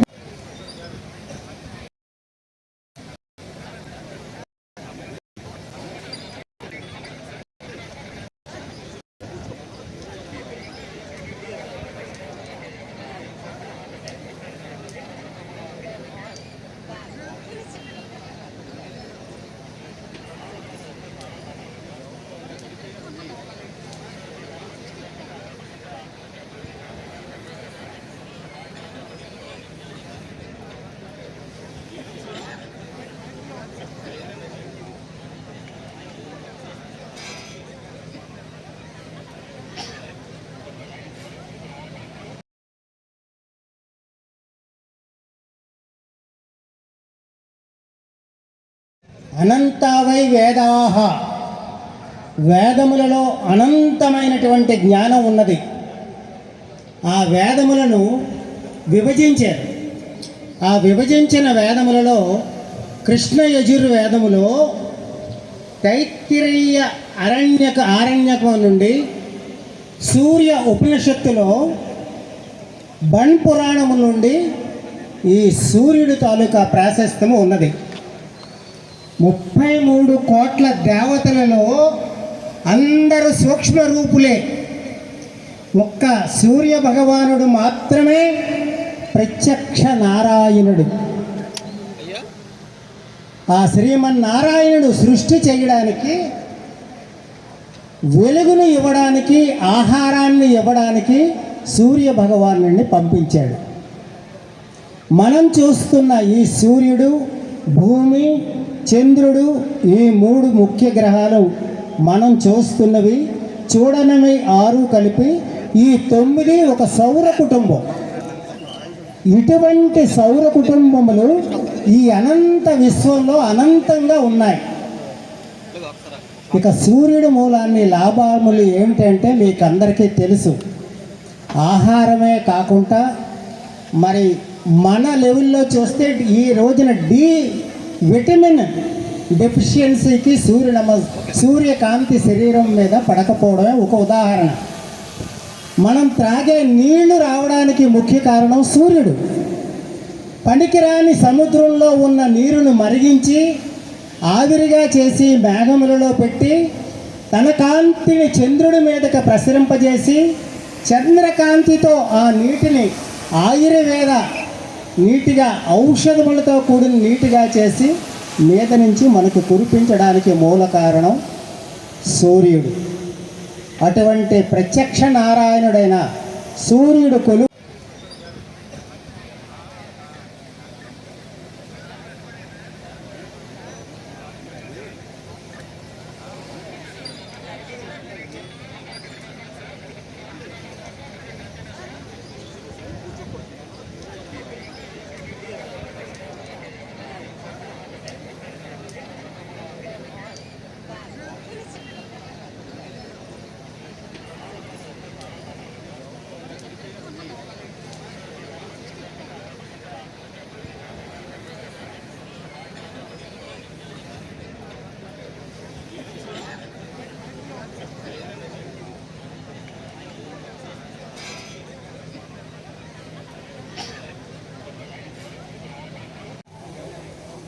11 హస్త ఉత్తానాసన, 12 ప్రణామాసన.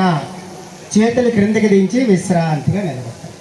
ఈ విధంగా ఈ 12 భంగిములు మనకి yoga research centre, Swami Vivekananda yoga research centre వాళ్ళు ఇచ్చినది మనం ఫాలో అవుతున్నాం. ఇప్పుడు అందరం కూడా చేద్దాము. కేవలము దేహస్థితి అనుకుంటున్నాం, కానీ దేహములో మనకి కనిపిస్తున్నవి పంచ జ్ఞానేంద్రియములు, పంచ కర్మేంద్రియములే బయటకు కనిపిస్తున్నాయి. అంతఃకరణ చతుష్టయములు, అంతఃకరణ చతుష్టయములు అని మనస్సు, బుద్ధి, చిత్తము, గ్రంథులు, మల విసర్జక అవయవములకైతేనేమి, సంతాన ఉత్పత్తి గ్రంథులకైతేనేమి తెలియపరుస్తున్నాం. ఇక ఈ భౌతిక శరీరం స్థూల శరీరం అంటాం. సూక్ష్మ శరీరము అంటే మనస్సు, కారణ శరీరము అంటే బుద్ధి, ఆత్మ, మహాకారణ శరీరము అంటే పరమాత్మ. జీవాత్మ పరమాత్మతో కలిస్తేనే జన్మరాహిత్యం వస్తుంది. ఆ జన్మరాహిత్యం రావాలి అంటే అందరూ కూడా సూర్య నమస్కారాలు మాత్రమే సాధన చేస్తే జన్మరాహిత్యం వస్తుంది అని చెప్తూ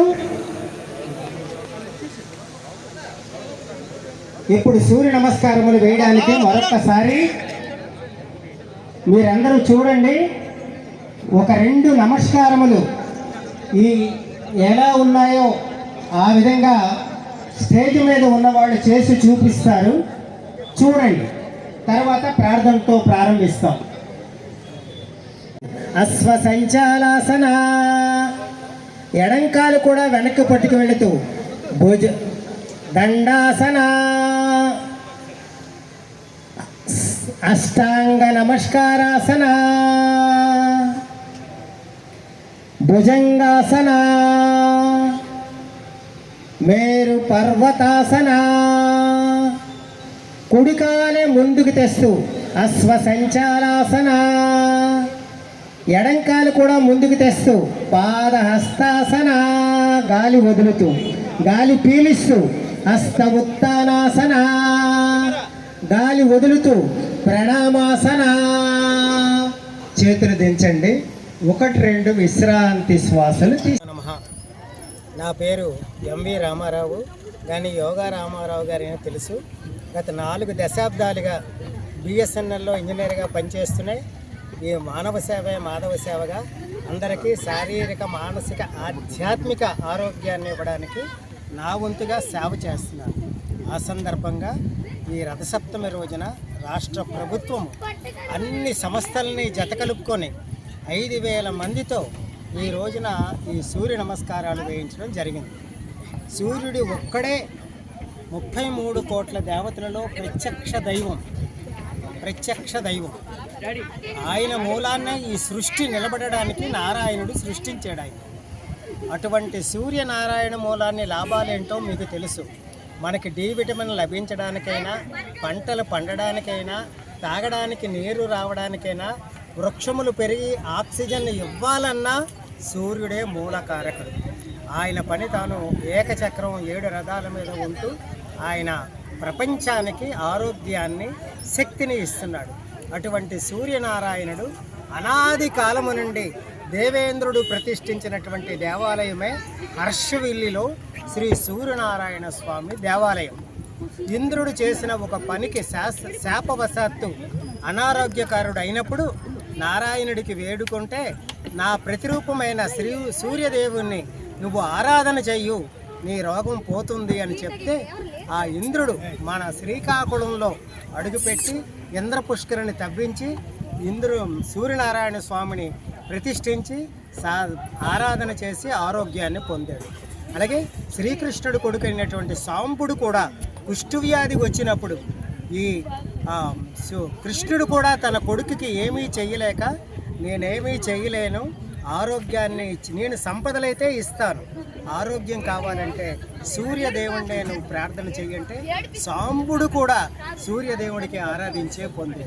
అలాగే పాండవుల అరణ్యవాసంలో ఒక ముని తాలూకా కోపానికి గురై ఆహారం గురించి అక్షయపాత్ర ప్రసాదించింది కూడా సూర్య భగవానుడే.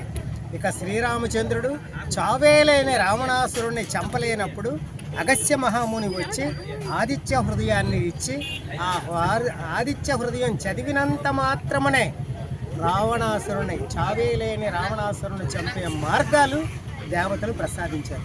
కనుక అందరూ సూర్యారాధన, సూర్య నమస్కారములు, ఆదిత్య హృదయం చదివితే ఆయు, ఆరోగ్యం, ఐశ్వర్యం, విద్య, బుద్ధి, జ్ఞానము, సుఖము, సంతోషము, శాంతి, ఆనందాలతో పాటు జన్మరాహిత్యాన్ని ప్రసాదిస్తాడు సూర్యభగవానుడు. ఓం నమో భగవతే శ్రీ సూర్యనారాయణ. ఈ మహాయజ్ఞంలో మా ఓం శాంతి అక్కయ్యలందరూ కూడా పాల్గొని దిగ్విజయం చేసినందుకు ఆ ఓం శాంతి గారికి, మా బాబాజీ గారికి శతకోటి ప్రణామాలు తెలుపుకుంటూ శ్రీ గురుభ్యో నమః. సెప్టెంబర్లోను 7 రోజుల్లో 3 సార్లైన సూర్యకిరణాలు సూర్యదేవుని పాదాల నుంచి శిరస్సు వరకు వెళ్ళి, శిరస్సు నుంచి పాదాల వరకు వెళ్ళేటటువంటి అద్భుతమైనటువంటి ఈ దేవాలయ నిర్మాణం. దీనిని అసలు దేవతలే నిర్మించారని కూడా అంటారు. అది మార్చి నెలలోనూ సెప్టెంబర్ నెలలోనూ కూడా ఈ సూర్యకిరణాలు సూర్యదేవుడి మీద పడతాయి. ఇది ఈ దేవాలయం. ఈ ఇంద్ర పుష్కరిణిలో స్నానం చేస్తే సకల శరీర రోగాలు పోతాయి. అది పుష్కరిణి తాలూకా ప్రాముఖ్యత. సూర్యుడు నవగ్రహములకు అధిపతి. ఒకవేళ ఏమీ చేయలేని వాళ్ళు, ఆ సూర్య నమస్కార మంత్రములు వేయలేని వాళ్ళు ఇక్కడ ఉన్న అద్భుతమైన శాస్త్రాలను పఠించినటువంటి పౌరోహితుల ద్వారా మన గోత్రనామాలు చెప్పి సూర్య నమస్కారాలు చేయించుకుంటే ఆ తీర్థం తాగగానే మనకి ఆరోగ్యం వస్తుంది. అలాగే సూర్యుడు నేత్ర ప్రదాత కూడా. ఇక్కడ వేదాలలో ఉన్నది సూర్యుడికి బంగారపు కన్ను, వెండి కన్ను కానీ చేస్తే కళ్ళు బాగుపడతాయి అనేది ఎంతో మందికి జరిగినటువంటి విషయం. హరి ఓం. సోదరు రామేశ్వరి మాట్లాడుతున్నానండి. ఫిబ్రవరి 2వ తారీఖున ఈ 2025 సంవత్సరంలో ఒక వినూత్న విధానంలో మన ఉత్తరాంధ్రప్రదేశ్లో ఉన్నటువంటి ఈ శ్రీకాకుళంలో జిల్లాలో అరసవల్లి అనేటువంటి ఈ చిన్న పుణ్యక్షేత్రాన్ని ప్రపంచవ్యాప్తంగా ప్రసిద్ధి చేసేందుకు సూర్య దేవాలయాల్లో ఒకటి ప్రసిద్ధి చెందింది. దీన్ని ప్రసిద్ధి చేసేందుకు సూర్యాష్టకం, సూర్య నమస్కారాలు ఒక సామూహిక రీతిలో సుమారు 5,000 మంది విద్యార్థులు, పుర ప్రజలతోటి ఇది నిర్వహించడానికి మన జిల్లా కలెక్టర్ గారు, అలాగే కేంద్ర మంత్రి కింజరపు రామ్మోహన్ రెడ్డి గారు, ఎమ్మెల్యే గారు తదితర పెద్దలందరూ కూడా ఈ కార్యక్రమాన్ని చాలా విజయవంతంగా నిర్వహించారు. ఈ కార్యక్రమంలో యోగా గురువులు సూర్యాష్టకం, సూర్య నమస్కారాల యొక్క విశిష్టతను తెలియజేశారు. ఈ సూర్య నమస్కారాలు అనేవి పూర్వము ఏన్షియంట్ డేస్ అంటే పౌరాణిక యుగంలో మన పూర్వీకులైనటువంటి మునులు ఋషులు కనిపెట్టారు. వాళ్ళు అంటే సూర్యునికి ఏ విధంగా, ఏ భంగిమలో కనుక సూర్యుని ఎదుర్కొన్న ఈ యొక్క నమస్కారాలు వేయడం ద్వారా శరీరంలోని 72,000 నాడులు ప్రతిస్పందించడమే కాకుండా అంతర్స్రావిక గ్రంథులు, థైరాయిడ్ ఇలాంటివన్నీ కూడా స్పందిస్తాయి. అదేవిధంగా గుండె, జీర్ణకోశం, సంతానోత్పత్తి అవయవాలు ఇవన్నీ కూడా ఆరోగ్యకరంగా అవడానికి ముఖ్యంగా ఈ మాఘమాసపు రథసప్తమి నాడు చేస్తారు. రథసప్తమి అనేది సూర్యుని యొక్క జయంతి.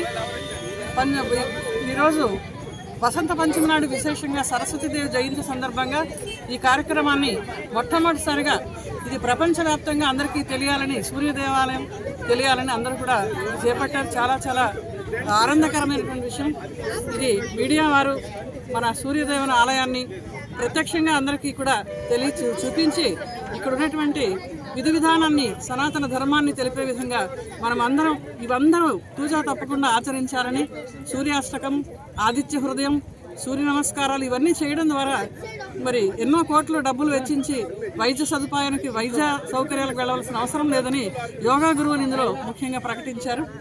ఈ కార్యక్రమంలో మమ్మల్ని భాగస్థులుగా చేసుకున్నందుకు, మేము భాగస్థులుగా అయ్యేందుకు మేము చాలా సంతోషిస్తున్నాం. నుండి అందరికీ కూడాను రథసప్తమి వేడుకల యొక్క శుభాకాంక్షలు. ఈరోజు శ్రీకాకుళం సన్ సిటీగా పేరుగాంచినటువంటి ఈ పట్టణం నగరంలో గణనీయంగా 3,000 మంది విద్యార్థులు మరియు పుర ప్రజలు అందరి ద్వారా ఈరోజు గణనీయంగా సూర్య నమస్కారాలు ముఖ్యమంత్రుల యొక్క ఆధ్వర్యంలో నిర్వహించడం జరిగింది. ఇది మొట్టమొదటిసారి. ఈ రోజుని ప్రత్యేకంగా సూర్య నమస్కారాల కోసమే భారతదేశం అంతా కూడాను ఈ ఉత్సవాన్ని ప్రతి సంవత్సరం ఆచరించాల్సిందిగా ఈ రోజుని నిర్వహించారు, ప్రకటించారు. మరి సూర్య నమస్కారాల్లో మనం ప్రతి భంగిమని కూడాను ప్రఖ్యాతిస్తూ మొదటగా మనం మిత్రాయ నమః, అలానే రవయే నమః, సూర్యాయ నమః, భానవే ఖగాయ నమః, పుష్పే నమః అంటూ ఇలా 12 నామధేయాలతో గణనీయంగా మనం ఒకవైపు బీజాక్షరాలు, ఒకవైపు మంత్రోత్సరణ, మరొక వైపు భంగిమలు, ఆసనాలు చేస్తే ఇది శారీరక, మానసిక, ఆత్మిక అన్ని రూపాల్లో కూడా ఆరోగ్యానికి ఎంతో దోహదపడుతుంది అనే విషయాన్ని అందరికీ తెలియపరచాలని యోగా అభ్యాసకులు అలానే బ్రహ్మకుమారి కేంద్రం వారు కూడా ఈ యొక్క కార్యక్రమంలో పాల్గొన్నారు. ఓం శాంతి. ప్రజాపిత బ్రహ్మకుమారి సంస్థ ఈ రథసప్తమి సందర్భంగా మేమందరం కూడా ఈ కార్యక్రమంలో పాల్గొన్నాము. ఈ యొక్క సూర్య భగవంతుడు అంటే ఈ ప్రపంచానికే వెలుగునిస్తారు. అదేవిధంగా పరపిత పరమాత్ముడు పూర్తి సృష్టికే వెలుగునిచ్చేటువంటి నిరాకార పరమాత్ముడు, జ్ఞాన సూర్యుడు, నిరాకారుడు, సర్వలకు కూడా సుఖము శాంతి ఇచ్చేటువంటి పరమాత్ముడు. ఎల్లప్పుడూ కూడా సూర్య నమస్కారాలే కాకుండా అది శారీరకంగా ఆరోగ్యాన్ని ఇస్తుంది. కానీ మానసిక ప్రశాంతత కావాలి, దాంతోపాటు ఆరోగ్యం కూడా కావాలి. ప్రతి ఒక్కరు కూడా సుఖము, శాంతి, ఆనందాన్ని ఇచ్చేటువంటి ఆసనాలు ప్లస్ ఈ రాజయోగం ద్వారా మానసిక శాంతి పొందుకుంటాము. శారీరక ఆరోగ్యము, మానసిక ఆరోగ్యము, మానసిక ప్రశాంతత కూడాను దీని ద్వారా లభిస్తుంది. ఎంతైతే భగవంతుడిని అందరూ కూడా ఆరాధిస్తున్నారు, పిలుస్తున్నారు, దాంతోపాటు మన జీవితంలో కూడా రాజయోగం కూడా చేయాలి. ఆ యోగం ద్వారా మానసిక ఆరోగ్యము, శారీరక ఆరోగ్యము, మానసిక ప్రశాంతత సర్వలకు కూడా మనం ఇవ్వగలుగుతాము. ఈ సందర్భంగా అందరూ కూడాను మాకు అవకాశం ఇచ్చినందుకు అందరికీ హృదయపూర్వకంగా నమస్కారాలు. రామ్మోహన్ రెడ్డి గారు రావడం, అలాగే ఈ రథసప్తమి ఉత్సవాలని రాష్ట్ర పండుగగా గౌరవ ముఖ్యమంత్రి వర్యులు అనౌన్స్ చేసిన వెంటనే కేంద్ర మంత్రి వర్యులు రామ్మోహన్ నాయుడు గారు, అలాగే రాష్ట్ర మంత్రి వర్యులు అచ్చెన్నాయుడు గారు ఫాలోఅప్ చేసి జీవో వెంటనే వచ్చే విధంగా చేసి ఈ ఉత్సవాలని దగ్గరుండి పర్యవేక్షిస్తూ అన్ని ఏర్పాట్లు ఈరోజు హెలికాప్టర్ రైడ్ కోసం, అది కూడా టూరిజం హెలికాప్టర్ రైడ్ కోసం అది కూడా ఏర్పాటు చేయడం జరిగింది. అలాగే గౌరవ కేంద్ర మంత్రివర్యుల సహాయ సహకారాలతో ఆల్రెడీ మేము 100 కోట్లతో ప్రతిపాదన చేసే ప్రధాన స్కీము ఇప్పుడు కేంద్ర ప్రభుత్వం సబ్మిట్ చేయడం అయింది. దాన్ని కూడా పరిశీలి చేస్తున్నారు. ఈ దేవాలయాన్ని ఇంకా అభివృద్ధి చేసి ఈ ప్రాంతాన్ని ఒక పిలిగ్రమ్ సెంటర్గా, మంచి పిలిగ్రమ్ సెంటర్గా చేయడానికి అన్ని రకాలుగా మేము ప్రయత్నాలు చేస్తున్నాం. తప్పకుండా ఈ 3 రోజులు కూడా మనం సక్సెస్ఫుల్ చేసి ప్రజలందరూ దీంట్లో స్వచ్ఛందంగా పాల్గొని ఈ ఉత్సవాన్ని భక్తులందరూ కూడా వీలైనంత తొందరగా దర్శనాలు కూడా చేసుకునే విధంగా అన్ని ఏర్పాట్లు చేస్తున్నాం. తప్పకుండా ప్రజలందరూ సహకరించవలసిందిగా కోరుతున్నాం, తెలియజేసుకుంటున్నాం. అలాగే ఎమ్మెల్యే గారు కోటిశంకర్ గారు ప్రత్యేకంగా ఈ యొక్క ఉత్సవం చాలా గ్రాండ్గా జరపాలని ముఖ్యమంత్రి గారికి తెలియజేసిన తర్వాత అంగీకరించి దేవాలయానికి ఉన్నటువంటి ప్రతిష్టను గుర్తించి ఈరోజు ఇంత పెద్ద అవకాశం మా అందరి చేతుల్లో కూడా కట్టడం జరిగింది. దాన్ని ఒక అవకాశంగా తీసుకొని ఈరోజు 3 రోజులు చరిత్రలో ఎప్పుడూ లేని విధంగా బ్రహ్మాండమైనటువంటి కార్యక్రమాలతో 3 రోజుల ఉత్సవాల ప్రోగ్రామ్ని నిర్వహించాం. మరి దీనికి సహకరించినటువంటి కలెక్టర్ గారు, జిల్లా యంత్రాంగం, ప్రతి ఒక్కరూ ఎంతో కష్టపడి ప్రతి ఒక్కరు కూడా ఇందులో పార్టిసిపేట్ చేయడం జరుగుతుంది. వాళ్ళందరికీ కూడా నా అభినందనలు తెలియజేసుకుంటున్నాను. చాలా మంచి ఆధ్యాత్మిక స్ఫూర్తితో ఈ 3 రోజుల తాలూకా కార్యక్రమాలు కూడా ముందుకు కొనసాగుతున్నాయి. అందులో మొట్టమొదటి కార్యక్రమం ఇప్పుడే మనం పార్టిసిపేట్ కూడా చేసాం. సూర్యుడిని మనం ఆరాధిస్తూ సూర్య నమస్కారాలతో ఈ 3 రోజుల తాలూకా ఉత్సవాలు కూడా ప్రారంభించాం. మరి మనకున్నటువంటి అద్భుతమైనటువంటి ఒక కార్యక్రమం సూర్య నమస్కారాలు ఆరోగ్యపరంగా అన్ని రకాలుగా కూడా శక్తినిచ్చేటటువంటి ఆ కార్యక్రమంతో పవిత్రంగా ఉంటుందనే భావనతో ఈ యొక్క కార్యక్రమంతో మొదలుపెట్టాం. 3 రోజుల కార్యక్రమాలు ఉత్సవ కార్యక్రమాల్లో చూసుకుంటే మరి ప్రత్యేకంగా ఆటల పోటీలు, కల్చరల్ ప్రోగ్రామ్స్, అలాగే స్టాల్స్, అలాగే లేజర్ షో, మరి ఫైర్ క్రాకర్స్తో, శోభాయాత్రతో, మరి అలాగే 4వ తేదీన రథసప్తమి దర్శనంతో ఈ యొక్క కార్యక్రమాలన్నీ కూడా ప్లాన్ చేయడం జరుగుతుంది. మరి ప్రతి ఒక్కరు కూడా ఇందులో పార్టిసిపేట్ చేయాలని, మరి నా భూతో నా భవిష్యత్ అన్న విధంగా జరుగుతున్నటువంటి ఈ ప్రోగ్రాంలో అందరూ కూడా పాల్గొనాలని మరొకసారి సందర్భంగా తెలియజేస్తున్నాను. ఎవరికి అడిగినా సరే అందరిలో కూడా ఒక మంచి పాజిటివ్ ఎనర్జీ కనిపిస్తుంది, మంచి స్ఫూర్తితో ఇందులో పార్టిసిపేట్ చేస్తున్నారు. మరి మా పట్టణం శ్రీకాకుళం పట్టణాన్ని కూడా సుందరంగా తయారు చేసి అందరికీ కూడా ఒక ఆహ్లాదకరమైనటువంటి వాతావరణంలో ఈ యొక్క కార్యక్రమం చేయాలనే ఆలోచనతో చాలా చక్కగా ప్లాన్ చేశాం. మరొకసారి జిల్లా యంత్రాంగం కూడా ఎక్కడా కూడా ఎటువంటి లోటుపాట్లు లేకుండా ఇంత పెద్ద ప్రోగ్రామ్ ఈరోజు ఈ సూర్య నమస్కారాల ప్రోగ్రాం కూడా సుమారు 4,000 మందితో ఈరోజు ఏర్పాటు చేయడం జరిగింది. అన్ని వయసులో ఉన్నవారు కూడా ఇందులో పార్టిసిపేట్ చేశారు. మరి అలాంటి ప్రోగ్రామ్స్ ఇంకెన్నెన్నో ఈ 3 రోజులు కూడా ప్లాన్ చేశాం. అన్ని విజయవంతంగా జరగాలని కోరుకుంటున్నాను. అలాగే అరసవల్లి సూర్యనారాయణ దేవాలయం తాలూకా ఆశీస్సులు, భగవంతుడి తాలూకా ఆశీస్సులు అందరి మీద పుష్కలంగా ఉండాలి. మనకు ప్రత్యక్షమైనటువంటి ధైర్యం ఆ సూర్య భగవాన్ స్వామి. అటువంటి ఆ స్వామిని దర్శించుకోవడానికి ప్రపంచ నలుమూలల నుంచి కూడా రథసప్తమి నాడు లక్షల మంది వస్తున్నారు.